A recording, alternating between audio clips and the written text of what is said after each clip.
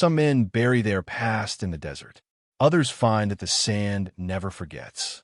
The wind howled across the red canyons of the Arizona territory, carrying dust, the smell of rain, and the faint memory of gunfire. Jonah Graves sat on the porch of his cabin, the last lonely shape for miles, a dark figure against the bruised sky. He hadn't spoken to another soul in almost 2 years.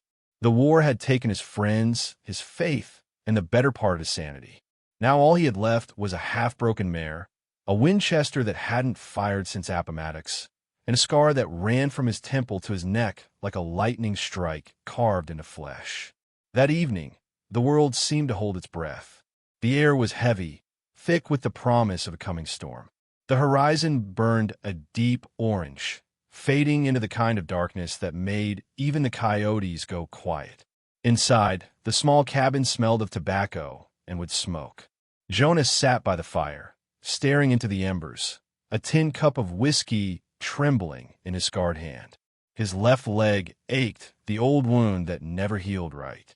Every time it rained, it felt like the bullet was still inside him. He had once been Sergeant Jonah Graves of the 3rd Cavalry. Now, he was just another ghost the frontier had forgotten. The wind rattled the window shutters. Thunder grumbled low over the mesas. Then came the sound that broke his exile, a gunshot, distant but clear, echoing across the canyons. Jonah's head snapped up. His mare, tethered by the corral, whinnied nervously. Another shot, then silence, then a woman's scream. Jonah froze. For years, he'd made himself a promise. No more getting involved. No more heroics. No more wars that weren't his. But something in that scream, raw, desperate, human, cracked through the armor he'd built around his heart. He grabbed the rifle from above the hearth and stepped out into the storm. The rain came in sheets now, blurring the ridges and soaking his coat in seconds. He scanned the canyon road, eyes narrowed against the lightning. And then he saw her, a figure stumbling down the muddy trail, small, hunched, clutching her side. Her dress was torn and dark with blood, the white veil plastered to her face. Behind her, a horse lay broken in the ditch, its neck twisted at a sickening angle. Jonah hesitated for only a second. Then he muttered, "Damn it," and ran toward her. When he reached her, she was barely conscious, blood soaked through the fabric near her shoulder. He turned her over gently, and when the lightning flashed, he saw her face, young, pale, eyes fluttering like a dying flame. "Ma'am, can you hear me?" he asked. She tried to speak, but only managed a whisper that vanished into the rain. Her lips trembled around one word, help. Jonah lifted her into his arms, her weight light as guilt, and carried her back to the cabin. The door banged open under the wind as he brought her inside and laid her on his bed. Her pulse was weak. The wound in her shoulder had bled badly, a gunshot close range. Jonah tore strips from a clean shirt, pressing them to the wound, his hands steady from years of battlefield medicine. "You picked the wrong road, sister," he murmured. When he reached for his flask, her eyes opened just long enough to meet his. There was terror there, not just pain, but the kind that came from seeing something she wasn't meant to see. Outside, thunder rolled again. He forced a little whiskey between her lips to fight the infection. Her breathing steadied, just enough for her to speak. "Please," she whispered, voice trembling, "don't let them find me." Jonah frowned. "Who's after you?" Her eyelids fluttered, and for a second, he thought she'd passed out again. Then she whispered a name Jonah hadn't heard in years. "Colonel McKenna." Jonah's heart went cold. He stepped back, the room spinning around him. He hadn't heard that name since the war, since the orders that still haunted his sleep. Silas McKenna, his commanding officer, his judge and tormentor, the man who'd ordered him to torch a village of Apache families under the banner of security. Jonah had disobeyed that day, and McKenna had carved a reminder of that defiance into his face with a knife. He thought the colonel was hundreds of miles east, commanding men and counting corpses. Now his name was being spoken by a bleeding nun in Jonah's bed. "Why's he after you?" Jonah asked, voice low. The woman stirred, her eyes half open. "He killed them," she said weakly. An entire camp. Women, children. I saw it. He sent soldiers to burn them alive. I ran. I had to. Her words dissolved into sobs. Jonah sat down heavily, staring into the fire. The whiskey tasted like ash. The storm roared outside, but in the silence between thunderclaps, Jonah could hear another sound. Faint, distant, rhythmic. The drumming of hooves. Many of them. He stood, rifle in hand, and went to the window. Through the sheets of rain, faint lanterns moved along the ridge. Riders, maybe a dozen, maybe more, spreading out across the valley. They were searching for her. And if McKenna was with them, Jonah knew exactly how this night would end. He turned back to the woman. "What's your name?" he asked. "Abigail," she whispered. "Sister Abigail Hale." "All right, sister," Jonah said quietly. "If McKenna's out there, this cabin's the last place on God's earth you want to be." He walked to the door, pulled down the heavy bar, and blew out the lamp. In the darkness, he whispered the prayer he hadn't spoken in years. Not for himself, but for the stranger bleeding in his bed. Outside, the thunder rolled closer. Inside, the ghosts of the past gathered to watch what came next. A man can't outrun his past. Not in a land where the wind remembers every sin. The storm died before dawn, leaving behind a sky the color of tarnished silver. Rainwater dripped from the cabin roof in steady rhythm, like a ticking clock counting down the last peaceful moments Jonah Graves would ever know. He hadn't slept. He'd spent the night tending Sister Abigail's wound, cleaning the blood that refused to stop, and listening. Always listening to the mountains breathe. By first light, the rain had thinned into mist, and with it came the faint tremor of hoofbeats from the ridge. Jonah moved to the window and peered through a crack in the shutters. The desert fog clung low across the valley floor, but through it, shapes moved, dark riders, disciplined, spreading out like wolves circling a wounded animal. He knew that formation. He'd ridden in it once. 12 men at least, wearing dust-stained blue coats that caught the morning light like polished steel. At their head rode a single figure in an officer's long coat, straight-backed, gloved hands clasped on the reins. Colonel Silas McKenna. Jonah's breath hitched, and for a moment he felt the old scar on his cheek pulse like it remembered the man who'd carved it there. He turned away from the window and crossed to the bed. Sister Abigail stirred as he knelt beside her, eyes fluttering open. Her voice came soft, raw, and frightened. "They've found us, haven't they?" Jonah didn't answer at first. He just checked the bandage, still damp with blood. "You shouldn't move," he said quietly. "You'll tear it open again." Her hand caught his wrist, surprisingly firm. "If he's here, if Silas McKenna's here, you don't understand. He won't stop until I understand just fine," Jonah cut in. His voice carried the weight of a dozen regrets. "I fought under that bastard's command. I've seen what he does to folks who get in his way." Her eyes widened with a mix of recognition and fear. "You were one of his soldiers?" Jonah nodded once. "Was. Ain't been that for a long time." Outside, a horse neighed, followed by the sharp command of an officer's voice.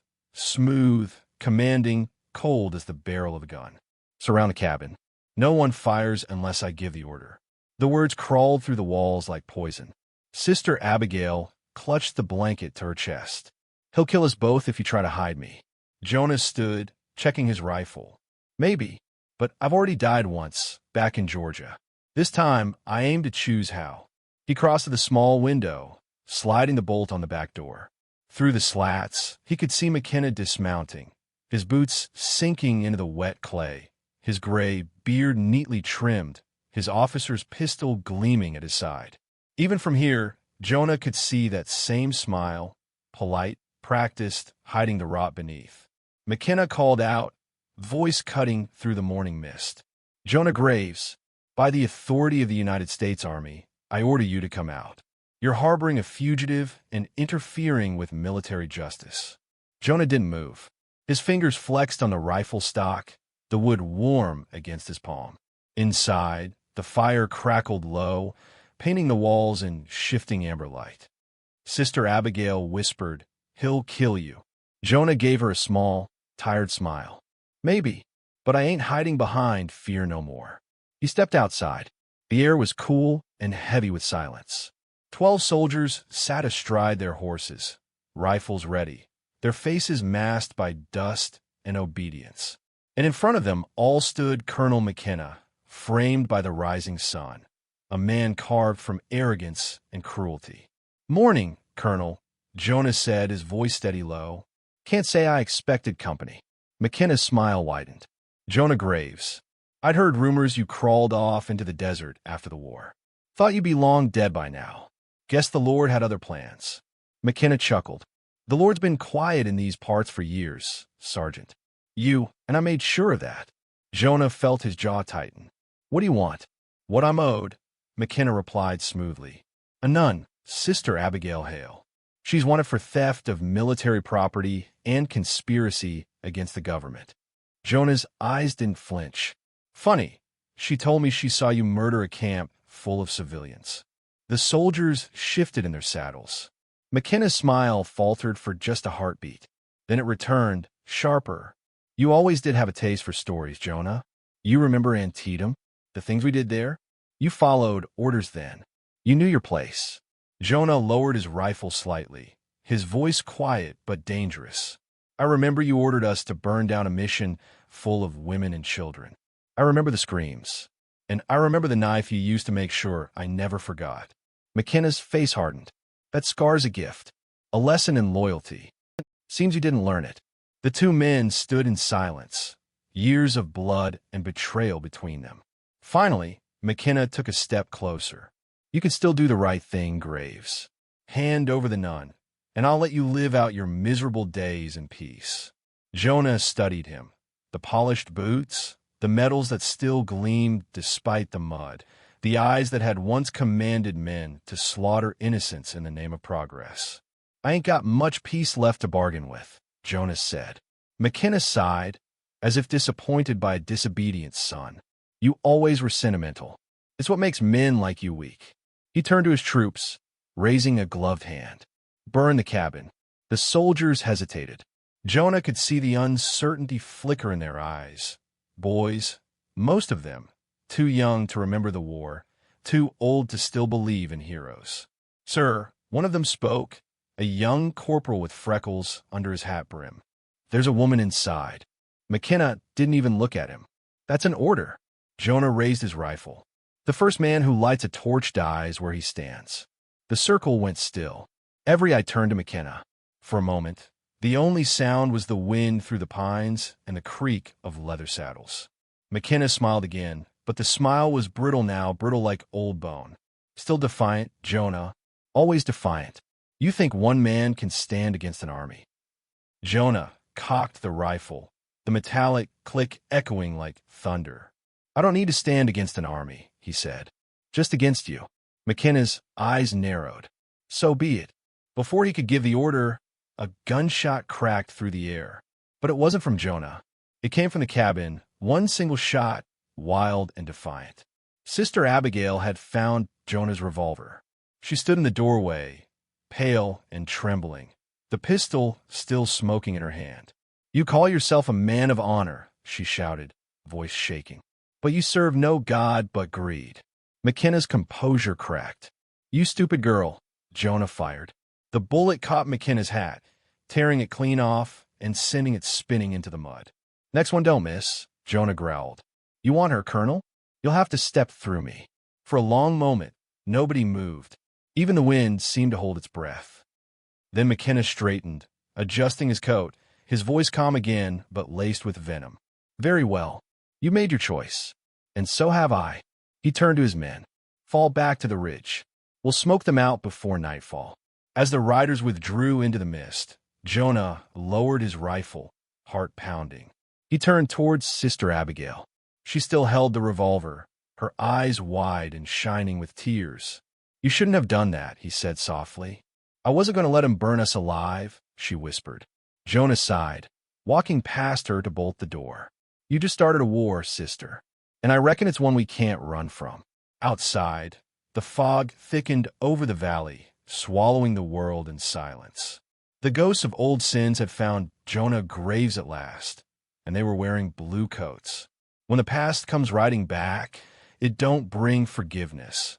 Only reminders of the man you were supposed to be. The light died early that evening. Clouds rolled low and black across the horizon, the kind that promised rain but delivered thunder instead. Inside the cabin, Jonah Graves was moving like a man half his age, hammering boards over the windows, loading ammunition, counting every round he had left. It wasn't much.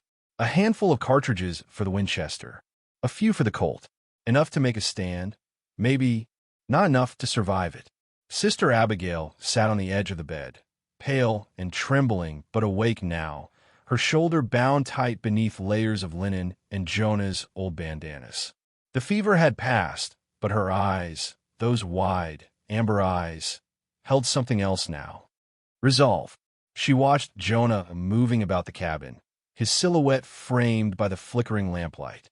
"You've done this before," she said softly. Jonah paused. The hammer stopped mid-swing. "Too many times. War." He nodded once, driving the nail home. Last one was supposed to end all wars. Guess nobody told the men who started this one. Abigail's hands tightened on her lap. "He'll come tonight. McKenna. He doesn't like to wait." Jonah glanced at her. That man don't like anything he can't control. He crossed to the table and sat opposite her. The air between them was thick with the scent of gun, oil, and rain. For a long time, neither spoke. The silence felt alive, pulsing with everything unsaid. Finally, Abigail broke it. "When you said you fought under him, what did he do to you?" Jonah looked down at his hands, rough, scarred, still shaking faintly. "He taught me what hell looks like," he said quietly. "Only difference was, back then, we called it duty." She studied him, the hollow cheeks, the weary eyes, the way he spoke like a man dragging every word from a grave. "What happened?" she asked, her voice barely a whisper. Jonah leaned back, the chair creaking beneath him. "There was a village, Georgia, 64. McKenna said they were harboring Confederate spies. But there weren't no spies. Just families, women, children, mission folk." He swallowed hard. "He ordered us to burn it. Said we were cleansing the territory. I refused. He didn't like that much." Abigail's gaze fell to the jagged scar running down his face. "He did that to you?" Jonah nodded. Said I needed a reminder that mercy's for the weak. He gave a bitter laugh. "Guess I've been weak ever since." Abigail's voice softened. "Mercy isn't weakness. It's the only thing that keeps us human." He looked up at her, and for the first time since she'd arrived, there was something in his eyes besides regret. A flicker, faint but real, of hope. But outside, the land was holding its breath again. The wind carried the faint jingle of metal, harness buckles, maybe, and the distant low of horses. They were out there, watching, waiting. Jonah stood, the spell broken. They'll move after dark. They'll want the cover. He began piling crates against the door. Abigail rose, ignoring the pain in her shoulder. "Let me help." He shook his head. "You ain't in no shape for this." Her eyes flashed with quiet fire. "If I sit here waiting, I'll go mad. I need to do something." Jonah hesitated, then nodded. "All right, check the lamp oil. If they come close, we'll make him see daylight." She nodded, moving carefully, and Jonah caught himself watching her. Not as a soldier watching an ally, but as a man watching someone who still believed in light while he'd long forgotten what it looked like. As she worked, she said softly, "You could still run. There's a trail north that leads through the gulch. They'd never find you in the rain." Jonah smiled grimly. "Maybe, but then I'd have to live with myself again. And I don't reckon that's worth the trouble." She stopped, turning toward him. "Jonah, why are you helping me? You don't even know me." He stared into the fire, jaw tight. "Because 3 years ago, I watched McKenna burn a church full of people. I didn't stop him. I froze." He met her eyes. "You said he did it again, this time to your mission. Maybe if I stand my ground now, maybe that makes up for what I didn't do then." Abigail's voice trembled. "You can't undo the past." "I know," Jonah said, "but sometimes you can aim to meet it halfway." Outside, the wind howled, carrying voices, muffled, distant but unmistakable. Soldiers calling to each other in the dark. The siege was beginning. Jonah doused the lamp and took his rifle to the window slit. The world beyond had turned to shadows, gray forms moving through the mist, silent as ghosts. The kind of silence that comes before blood is spilled. Abigail came to his side, pressing her hand against the window frame to steady herself. "What will you do when they come?" Jonah didn't look at her. "Well, I should have done a long time ago." There was a long pause. Then she whispered, "You still believe in God, Jonah?" He let the question hang. The fire popped, and the smell of rain thickened in the air. Finally, he said, "I believe in second chances. If that's the same thing, then maybe I ain't lost yet." Abigail smiled faintly, tired but genuine. "Then maybe neither of us are." They stood like that for a while, two broken souls in a dying cabin, surrounded by ghosts and thunder. Outside, lightning lit up the sky, painting the soldiers' silhouettes across the desert ridge. Jonah's grip tightened on his rifle. He whispered, almost to himself, "When the sun rises, this ends." And then, faintly, across the valley came McKenna's voice, smooth as ever, echoing through the rain. "Graves, you have 1 hour to surrender the woman, or I'll turn that cabin into your coffin." Abigail flinched. Jonah didn't move. His eyes stayed fixed on the horizon, where the sun would rise, where the past would end, and where redemption, if it came, would come in fire. He breathed deep, steadying himself, and spoke quietly. "Let him come. I got enough ghosts to keep him company." Outside, thunder rolled like a drumbeat of war. When the desert burns, a man's truth burns with it, and what's left behind is the only part worth remembering. The night fell heavy and red over the Arizona Badlands. Clouds tore open to reveal a crooked moon, pale and merciless, hanging above the valley like a cold witness to what was coming. Down below, the small cabin stood at the edge of Silver Mesa, a lonely wooden scar on a field of dust and bones. Jonah Graves watched the ridgeline through the rifle slit, the metal cool against his cheek. Out there, beyond the shadows and the sparse mesquite trees, faint lights flickered. Lanterns, men moving in formation. He could feel them, patient, organized, and hungry. Colonel McKenna didn't rush. He never did. He was the kind of man who'd rather watch a fire than start one. And tonight, Jonah's cabin would be his pyre. Inside, Sister Abigail moved quietly, refilling the oil lamps, laying out bandages, whispering prayers that trembled against the storm-worn wood. Her shoulder bled again, but she ignored it. When Jonah caught her tightening the bandage, he said softly, "You don't have to stay awake for this." She looked up, face pale in the lamplight. "You think I could sleep knowing what's outside?" Jonah gave a small nod, checking the chamber of his Winchester. "Didn't think so." For a moment, they both just listened to the crackle of the fire, the sigh of wind through the cracks, and the faint rumble of distant thunder. Then, from the dark outside, came a sound that turned their blood cold. A bugle.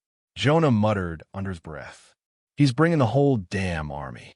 A voice followed, amplified through the night, confident and calm.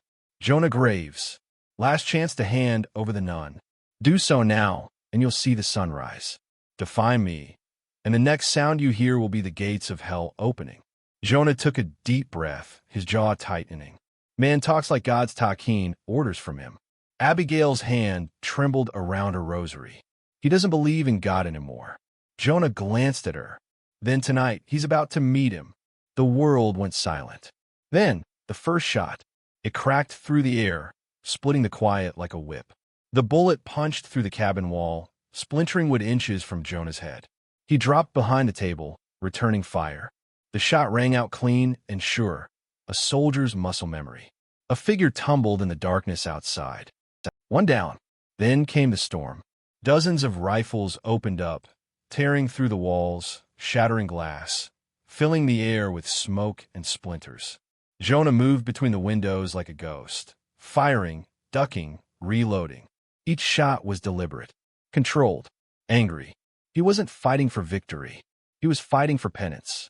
Sister Abigail crawled behind the overturned table, pressing her palms over her ears as bullets hissed through the air. When she looked up, she saw Jonah standing in the doorway, framed by firelight, his silhouette sharp and unyielding. He looked almost at peace. "You can't win this," she shouted. "Ain't about winning," Jonah replied. "It's about finishing." Outside, McKenna's men pushed forward under the cover of smoke. They lit torches and hurled them toward the cabin. One smashed against the wall, flames licking the dry boards. Another hit the roof, catching the thatch. Within seconds, the world was burning. Jonah kicked the back door open and pulled Abigail toward the cellar trapdoor. "Down there. Go." She resisted. "Not without you." Jonah's eyes burned in the firelight. "I'll hold him off." Abigail grabbed his arm, her voice breaking. "Jonah," he turned to her, eyes fierce and alive in a way they hadn't been in years. "You said mercy ain't weakness, right?" She nodded, tears streaking through soot on her face. "Then maybe mercy's the last thing worth dying for." He pushed her toward the trapdoor and slammed it shut before she could argue. The flames were climbing now, crawling up the walls like devils with red hands. Jonah grabbed his last cartridges and stepped back to the window, firing until the gun clicked empty. Each shot found its mark. Each echo carried something heavier than lead: confession. Then, from the smoke, McKenna appeared. He walked slow and deliberate, revolver in hand, his face lit by the fire he'd started. "Still the stubborn fool," he called out, voice dripping with pride. "Always trying to play the hero." Jonah stepped out onto the porch, rifle lowered, shoulder straight. "Ain't no hero left in me, Colonel. Just a man fixing his mistakes." McKenna stopped a few paces away, the flames between them flickering like judgment. "You think killing me changes what you did?" "Well, we both did." Jonah's jaw tightened. "Maybe not, but it'll stop you from doing it again." McKenna smirked. "You won't shoot me. You're still the same bleeding heart coward I carved open years ago." Jonah leveled his rifle. "Then let's see if that scar still bleeds." They fire at the same time. The gunshots cracked like thunder over the mesa. McKenna staggered back, clutching his chest, blood blooming dark through his coat. Jonah fell to one knee, his side torn open, smoke curling from the barrel of his rifle. The world burned around them, flames devouring the cabin. The sky lit orange against the desert. McKenna collapsed first, his revolver slipping from his hand, his final words hissing through blood. "You think this changes anything, Jonah? You think the world remembers men like us?" Jonah's answer came through clenched teeth. "It remembers what we stood for, even if it killed us." McKenna's eyes went glassy. The smile died on his lips. Jonah staggered back into the cabin, his breath shallow, the smoke thick and suffocating. He stumbled toward the trapdoor, kicking it open. Abigail was there, coughing, reaching up to help him. "Jonah," she cried. He shook his head weakly. "No time. Fire's too hot. Come with me." He smiled, faint, tired, full of peace. "Sister, you get those papers to the governor." And what he started. That's how we win. Tears streaked her face as she reached for him. "Jonah, please." He pressed the rosary into her hand, the same one she'd held during her prayers. "Keep this. Tell God I finally listened." Before she could answer, the roof gave way. Flames poured through the beams, swallowing the room in light. Jonah turned once, looking toward the door, where the dawn was breaking over the desert, gold and blood red. He smiled. Then the fire took him. When the soldiers rode away hours later, they left nothing but ash and silence. The cabin was gone. The land still smoked. But down the dry wash miles north, a lone figure rode hard toward the horizon. Sister Abigail Hale, carrying a leather satchel and a memory that would never die. Behind her, the wind whispered through the canyons, soft as prayer. "Some debts aren't paid in gold," it seemed to say. "They're paid in fire. When the dawn comes after fire, the world looks washed clean, but the ground remembers." The morning rose over Silver Mesa like a slow confession. The smoke had thinned, drifting in lazy spirals up toward a pale sky. All that was left of Jonah Graves' cabin was a blackened skeleton, charred beams, collapsed walls, and the faint scent of gunpowder lingering in the wind. The war had come and gone again, and the desert, as always, was the only thing left standing. Miles north, Sister Abigail rode through the canyons. Her mare stumbled from exhaustion, hooves slipping on loose stone, but she pressed on. The satchel at her side, the one Jonah had told her to protect, held the papers that could damn Colonel McKenna's legacy and expose the slaughter he'd buried under patriotic lies. But it also held something heavier. A rosary, scorched black from the fire. Every clink of the beads against the leather strap cut deeper than a wound.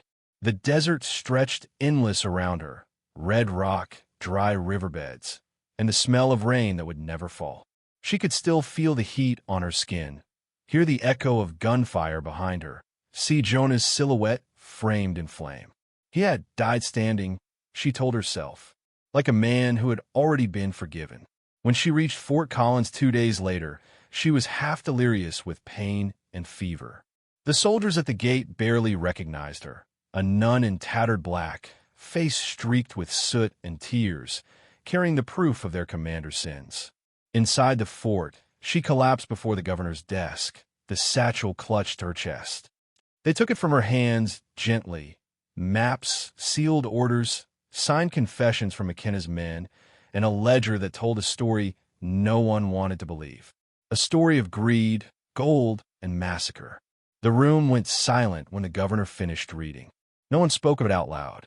But within a week, the name Colonel Silas McKenna was struck from every military record. No funeral, no honors, just a quiet burial in unmarked dirt.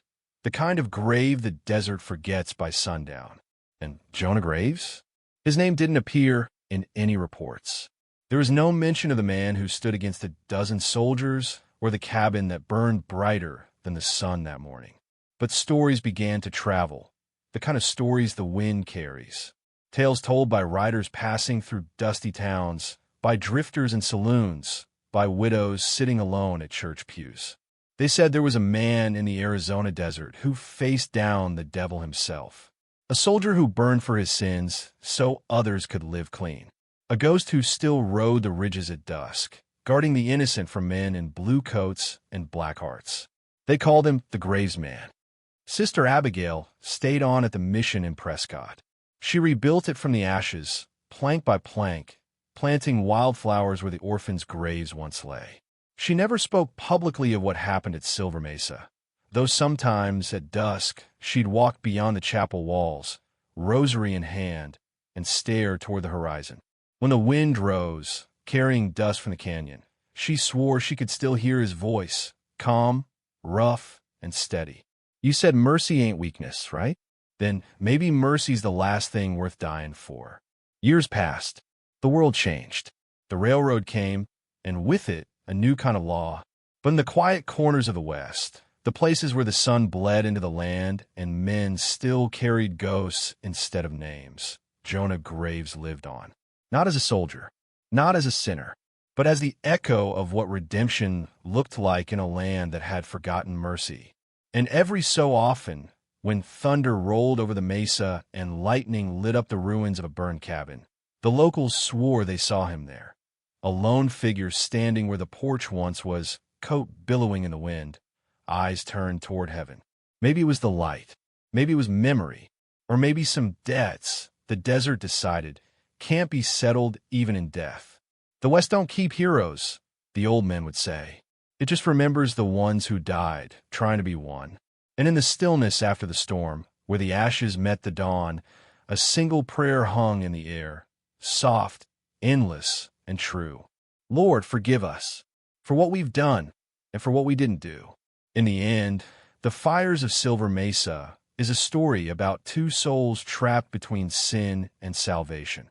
A soldier who couldn't forgive himself and a woman who refused to stop believing in grace. Together, they stood against the kind of evil that wears a uniform, proving that even in the darkest corners of the frontier, mercy still burns brighter than vengeance.